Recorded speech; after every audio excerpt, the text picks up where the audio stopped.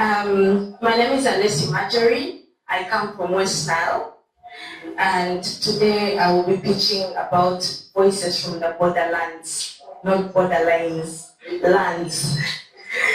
I'm a team lead at Zoota Initiative for Development, so I'm pitching on behalf of the organization. So I come from the Westnile region. We're located in the northwestern part of Uganda, and this region has about 13 districts. And out of 13 districts, 10 of those districts are border districts. That means we border South Sudan and the DRC. And we have a population of about close to 4 million. Why am I giving you this background? Is because we have a special context that is less represented, less discussed in development conversations, both at the local level, national level, and the global spaces. And that context is that close to half of this population is a population that is post-conflict, they live within our communities. And most of these are women that have been in the conflict area, either DRC or South Sudan, but they're living in Uganda. So, why the voices from the borderlands? What problems have we faced? So when we went back to Westnile to start Zoota, there are a few problems we encountered that challenged us on how we had initially designed our program. And one of them is that there was no local rural content. You want to design a project, but it does not rhyme with what is happening in the communities, because, as I say, the context is different. And there was also no platform dedicated to discussing issues, particularly for that context. And then the women had little or no voice or agency in the region. And as you know, as an organization, we focus on women and youth. And then also the literacy levels there are so low. And the worst thing about this now brings me to the main reason I'm here, is that the civic competence is so low. I think we've heard of that line that the bar is so low, eh? So imagine it in that context. And the statistics have proven that UPOS has shown that civic competence is very low. And then the other worst thing about our region is that the cultures are so deeply entrenched that they fuel gender-based violence. And I'm talking about punitive cultures which punish women for just existing. Those include forced marriages, child marriages. We have a common culture called Arua, where a woman cannot report the husband who is abusing her. If she does, bad luck befalls her, meaning she can either fall sick and die, or her children become sick. Something will happen. But this culture targets women. And the thing is, the women don't know that this culture is discriminatory against them, according to our constitution. So those are some of the problems we face. So now, our solution, that is where we back voices from the Borderlands Podcast from. This idea actually came in 2023, but because of not having enough resources, we kept on postponing it. And the reason we wanted Have Voices, ideally it was Have Voices, but then the name was too long, so we brought it to Voices on the Borderlands Podcast, is to have a platform, a space where women can speak and express themselves, share those raw conversations the way they happen. Like some of those deeply entrenched cultures, we need a platform where they can speak freely about those cultures, and that's where this podcast is coming from. So this is going to be a locally produced series of conversations, both visual and audio. And they can be produced in the different languages. In Western, we have quite a number of languages. I think we'll probably make up to almost, I don't have the exact number, but we have quite a number of languages, maybe past 8. So we want to produce these conversations in English, in local languages, but we're also able to translate for the global audience, because we're not only targeting the rural woman, we want also to target the other partners who want to come and contribute to making change in that community. So it's going to have those raw, honest conversations of women's challenges, things to do with the unpaid labor women go through in these rural communities, the gender-based violence that is in cultures, the lack of agency, etc. The good thing about this podcast is that it's something that can be shared both online and offline. So we have those options because you can record audios. Radios are one of the most listened to platforms in Westnile, meaning we can play some of those clips as conversations in a show. So we can have maybe like 45 minutes from a radio, and then we play some of these conversations because we know now that conversations that are informal podcasts have the power to shift cultural perspectives in society now. Actually, podcasts have been rated highly as some of the things that are shifting cultures and the way how people think. Then we have already a studio at our offices, which we just need to patch up a little bit. And then also this podcast is going to be led by women and youth. We are just going to support them. So through the training and all that, we will support them. So one of the things why this podcast is going to be important that we're going to now start seeing rural content, that the women themselves will be able to provide this content, but even you who is on this side is able to know and understand this perspective. Two, it will give women power to lead in local development. Conversations are important in shaping development. And then conversations also shape those negative cultures. When people start talking about these cultures, we know that silence aids GBV. So if we start talking about some of these things, perpetrators get scared. It works against them. Then this podcast can reach a global audience. And then we shall see conversations now from this demographic being brought out in media and in light. And then this podcast can influence how societies think and reason. So our key features, as I said earlier, is that we're going to have it in different languages. We use storytelling, dialogue, and interviews. It's rural-led content creation. We can even have civic education and legal education. We can host lawyers in these conversations, and they provide information that women lack. And then we have offline and online access. We have already a safe space for sensitive conversations, etc.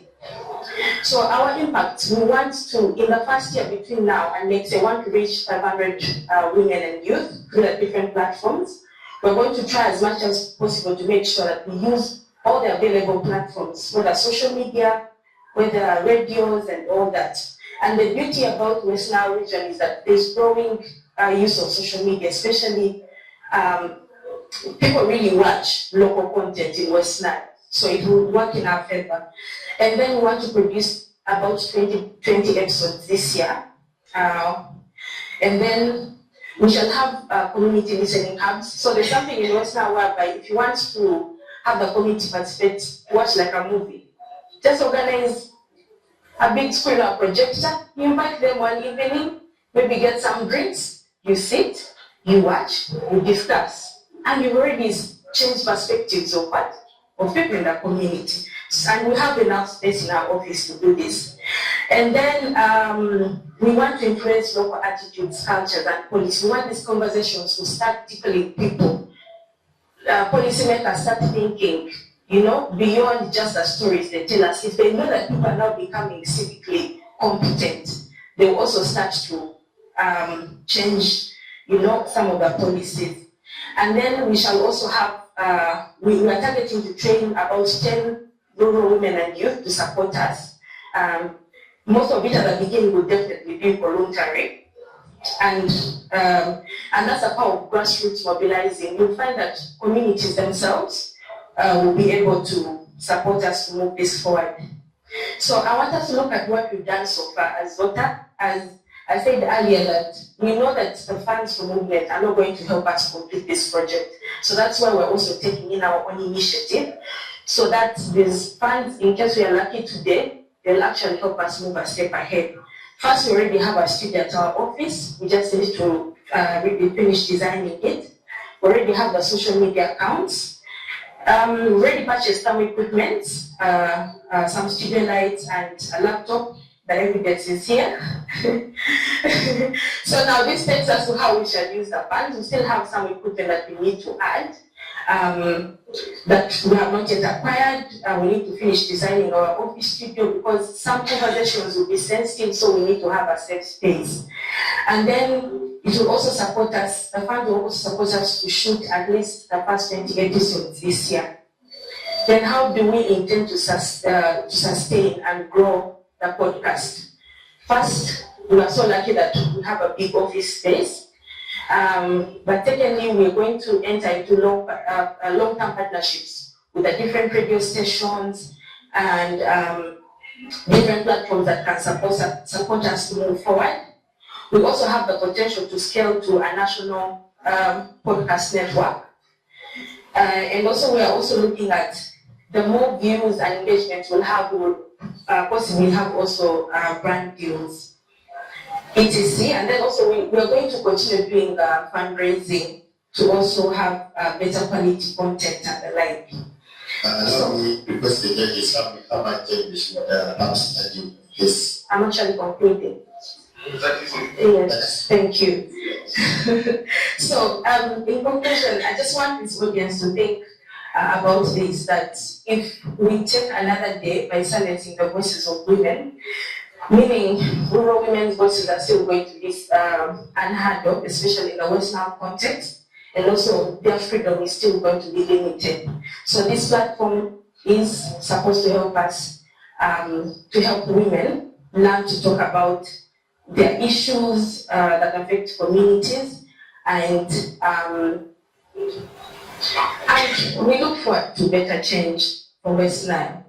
And that's it. Thank you very much. I remain a lesson. Thank you so much for that wonderful presentation. Concrete solutions that are actually shaping tomorrow's freedom of expression. Thank you for the initiative that you alluded towards, implementing. But I also want to understand what the Zoota Initiative and development do.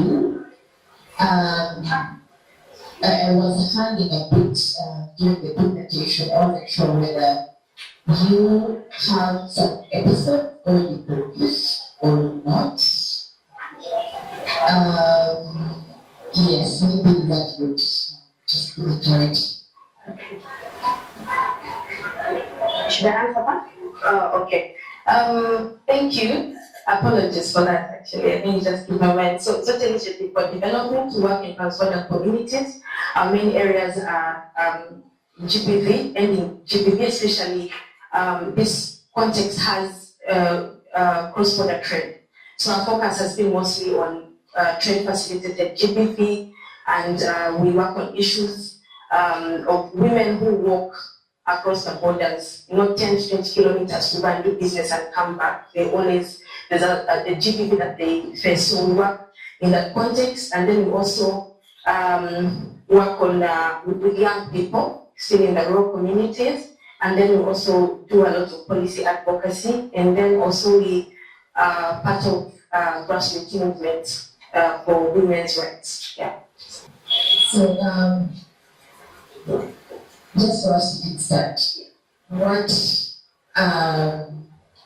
do the resources look like for you to start? Because I know very many people starting podcasts or YouTube channels with just mobile phones. We have a laptop, we have a mobile phone. Yeah, just give me a clue how that looks like. Why have you failed to start? Because you have an office space.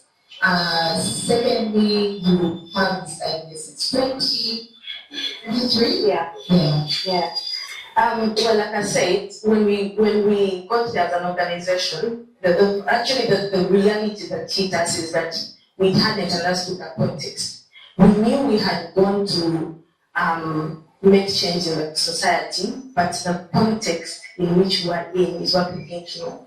So it took us time. We had to reinvent how we had thought about the organization. We had to do data and all that, and this took quite a while. And then secondly, also, we weren't able to get an office space because this is a rural community where it's not easy for you to get an office space. So we weren't able to get the office space until maybe like 2 or 8 months into the community work already. And then also the human resources at the time, we also didn't have human resource now that we have. So those are the challenges. The challenges as well we believe were not even, they were more to do with the capacity, the space, and the people more than the actual financial resources. Yeah. First of all, thank you for sharing, highlighting one, the first that you intend to cover. Is that not meant for whether this that you intend to do is something that will cover the entire nation, and how, of course, feasible that would be, but you are quite specific on the region that you wish to focus on, and the mere fact that from your presentation you say you are drawing lessons from your previous programs that you are doing implementing, which sort of paints a picture of continuity. I think the other thing that I first did like about your presentation is the fact that again you sort of try to give us a few figures that maybe we could ponder on there, like a starting point. The mere fact that you envision that perhaps the funds that you get from this hackathon should could help you kickstart maybe with the past 20 that's what you say, right? Yeah. Which clearly shows that you do have a target. And then what else? There's the mere fact that you also have some already existing equipment and the lights. It also sort of becomes now a bit complementary. But then you mentioned that you had not started the shooting episode because we lacked the funds to do so, right? And now somewhere in there you're saying you also, air these podcast series on local radio, right? You intend to? Yeah. You just intend to? Yes. I just wish to know where the resources for that specific activity will come from, because the last I checked, not even those local radios are cheap anymore. The radio has become quite expensive, even just for mere radio mentions. They tell you an exorbitant PA, and you're like, wow. So if we struggled with this, I just want to know how we are going to be able to get money for that. How shall we sustain it? Okay, thank you. Like I said, we definitely are going to be using majorly collaboration. So as part of the movement, we usually get support from, in Westnile, the radios, which there are times when, I think it's called government airtime. Yeah, it's called government airtime, and you find that in Westnile, most of it is actually not utilized. So these radios usually give that space to civil society organizations, either if they have a topic to discuss, as long as it's benefiting community. So those are the collaborations that we are looking at mostly. The government airtime is always there. Yeah. But then that notwithstanding, as I said, mobilizing community is actually much easier in the rural communities. I don't know how many of you work there. It's easier because people already are established in a community setting. So yes. So organizing a weekend, like a safe space conversation with women, is not as difficult. And it will not involve a lot of resources. Everyone can decide to carry maybe their own drinks or something. We have the space, they sit. We have maybe an hour or 2 hours conversation. Yeah, on things like that. And maybe we invite a visitor or, yeah. So when you say group conversation, I'm like, okay, what things happen there? I really people scared to have this kind of conversation. But thank you for sharing the initiative with us. I don't have many questions. I'm able to just point out some ideas that you could use. One, as something that could help you get some resources to start when you roll out. Like local shops in those places, people that have products that sell, people that can advertise, podcasts, shops, of course, like local people that are there. We don't target people from out, we really target these local entrepreneurs for them to advertise. And something that would be important to note is privacy. We talked about how these conversations are raw and you're discussing trying to turn the existing, narratives. So you have to think about the privacy. You need to have policy in place and use things like distortion of voices, for such that kind of conversation. So that people don't just know, oh, it was peace who went to read and say this, or went on Zoota and say this. So it's important to take note of such kind of things. And then you need to come up with a privacy, a non-privacy, a strategy to broaden the reach.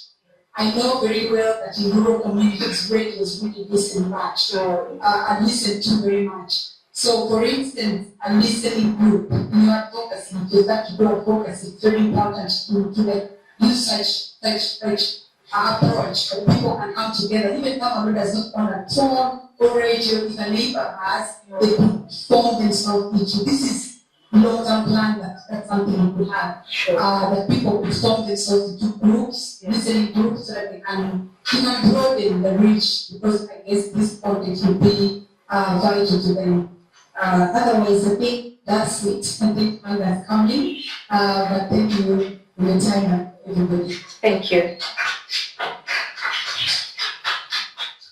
There was a time when we organized events for equality, and one of my colleagues, Margaret, has an innovation called unpaid, which is actually doing very similar work we're doing. And my question to you is, the people you're planning to reach out to, what are they currently using? What are the current alternatives they are using? And with what you're coming in with, how are you going to be different from them, so that you can see how you meet the expectations and you remain sustainable? Thank you. Okay. They're in Arua and they have what they call unpaid. So they're reporting this kind of information, giving out free of charge to informal Americans. They send it out in different WhatsApp groups. But I know, since you are there, you know very well what other people are doing, what other players are doing. So we want to know who are some of the people who are doing what you're doing, and then how are you different from them? Like, what is going to make sure that she puts this in good, and then not use the rest? Okay. It's interesting because some of the communities we've been into, they've never even had. They've had little or they've never even had any interventions. So the particular techniques I'm talking about are those kinds of communities. So they may be able to distribute some of the information, but how far has it reached? Because we are, I would say, we actually close to the border of Congo.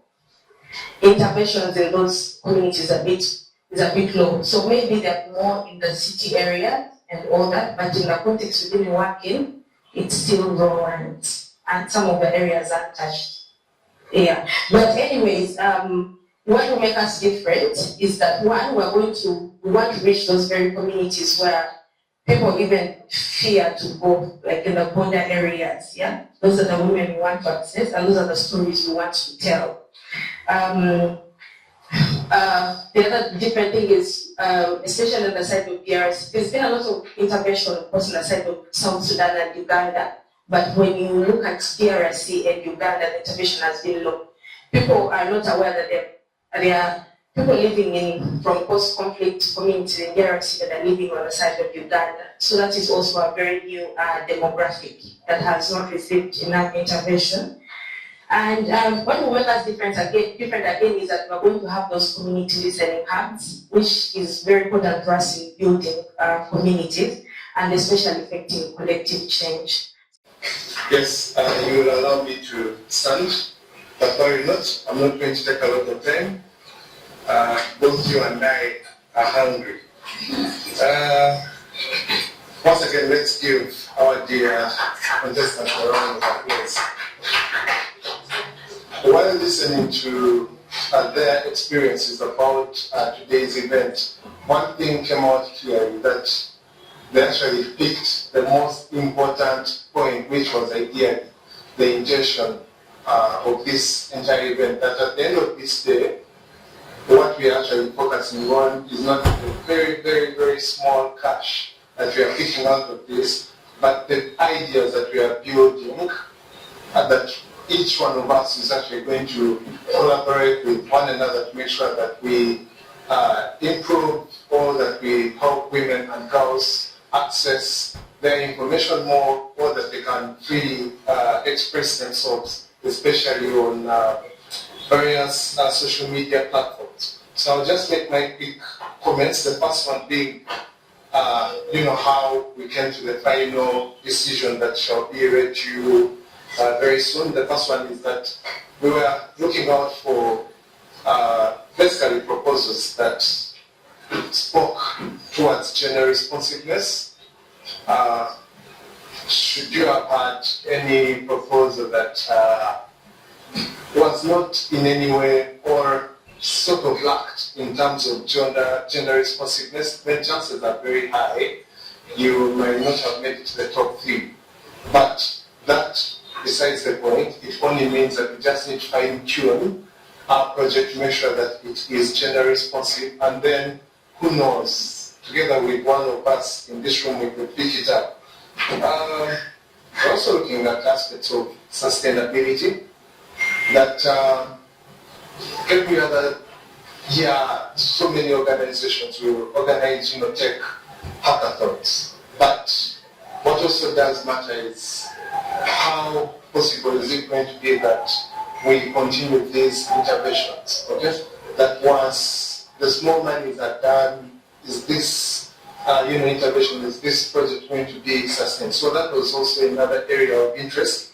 And I can assure you that in most of the presentations that we did get to hear, the candidates actually did make quite a good attempt in trying to score well on that. And then, of course, personally, I was also very interested in the legal aspects, in the legal points of view, to make sure that things like data privacy and protection are not in any way violated by the projects that we are suggesting. So this is just some sort of accountability to show you how exactly we came to the decisions that we did come up with. But the candidates were really good. Being a judge has never been harder. I would prefer being judged. Thank you. Yes, thank you so much, Jamie. I think that's the hand for that. And, let's go to Esther. Just to piggyback on what Peter is sharing, one of the proposals, as we read, the ideation started at merit exchange in Ghana. You can know what that means. So, because this is one of them, most importantly, like David shared, there were quite a number of things, or principles that guided our judgments. And of course, these were shared in the applications. And I'll just hit on, of course, creativity, originality, looking at generally what everyone has shared. I think I appreciate the aspect of tech being involved, but of course, what we want is the intersection of technology vis-a-vis freedom of expression and access to information. And we have noticed that quite a number of the speeches had the use of artificial intelligence, the natural language processing, the USSD, the SMS, and the platforms that already exist. And I think that is the beauty about technology. We need to be able to leverage what we already have. But of course, the question is us being able to develop something beyond what is already existing so that you're not having duplicates. And of course that speaks a lot around collaboration and understanding what problem you want to solve. But also when it comes to contextualization, I think that is also very key. Had quite a number of ideas that were very specific to the different groups, which we really did really appreciate. And of course, looking at the issue around scalability, and of course, from the question that we did have, aside from notice that generally all these projects seemed to be waiting for funding or donor finances, but very importantly, what we did take note is how we are going to be able to, of course, scale, but sustain the projects. Meaning, beyond this, what is your business model? As you know, you sharing this, move beyond how you're going to sustain. Very many questions you're asking about the end user, and of course, beyond this room, when we look at the urban woman, think about the rural woman who is also going to want to engage with the information that you are producing. So, of course, these are generally key takeaways from everyone's discussion. But of course, the encouragement for me is most of the technology solves anything. Yeah. So there should be multiple entries of coming together and ensure that all the technologies that we have are able to solve the issues that probably the women have, the youth have, and generally solve issues in our community. But of course, looking at beyond this room, there's so many gaps that were highlighted. I think it's the key takeaway that we can all go and network and see how we can be able to collaborate, share ideas, and build something big and better for different communities and in general to empower women. Yes, thank you so much, Vanessa. Let's give another hand clap. Moving to our last judge, they say normally the last person who speaks, who can complete the whole and segment. The last person who speaks. That's what? Press the heart. Over to you, please. Okay, thank you everyone. I won't say anything, the comments that came from David and Esther, some of the reflections we've had. Time has been very short for us to give more suggestions. Usually it's very nice, apart from just asking questions, it's usually a good opportunity to suggest something, and it's a bit like brainstorming, so have more opportunities like that so that you can share your ideas with other people that you interact with, so that you can come up with something more concrete. So it was very difficult for us to come up with these results, and as I look at your faces, I'm a bit shy. I'm wondering if our election commission feels like that, usually when they look at the voters, but probably they don't. But I think that it was not, it came from the different innovation that had the sustainability, all that we mentioned by David and Esther. And out of all those, we were supposed to get 16. So we got an average of the three judges. We all came up with different points, looking at how we did with every point, and we came up with the figures, and then we got an average for all of us. So it's not one person. And should we start at the last? We won't go into pulling, doing that.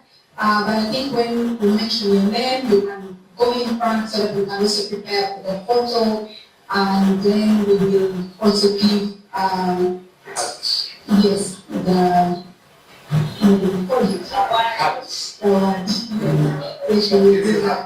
So in the third position, like I mentioned that this was out of 60, and so the third position, I'm trying to slow it, is her voices from the Borderlands. She got 40.6 yesterday.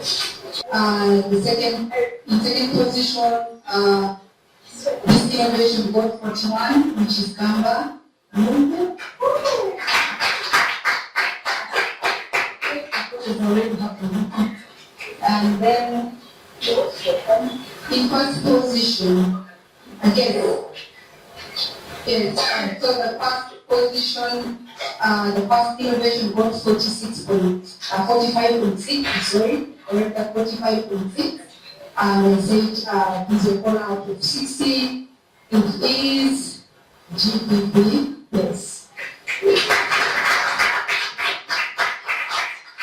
Thank you all for your time. So I don't know if I should hand over the mic, but I think I'm 40 moments to take this.